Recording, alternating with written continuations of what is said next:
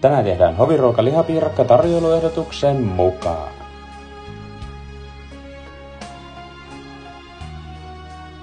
Ensin tarvitaan paketista 3 lihistä. Sitten 3 juustoviipaletta.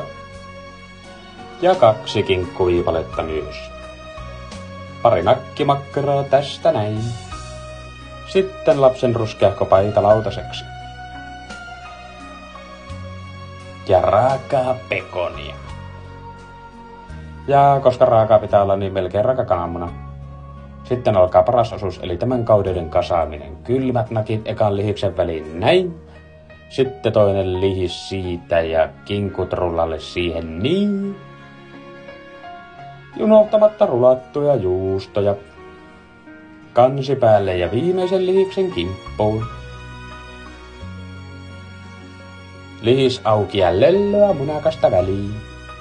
Ja raakaa pekonia, koska ei voi oikeasti tietää, onko se parempaa kuin kypsä. Ja sitten kansi päälle ihastella nyt vielä tätä, kuten JJ sanois, katokko se tykkää ja avot!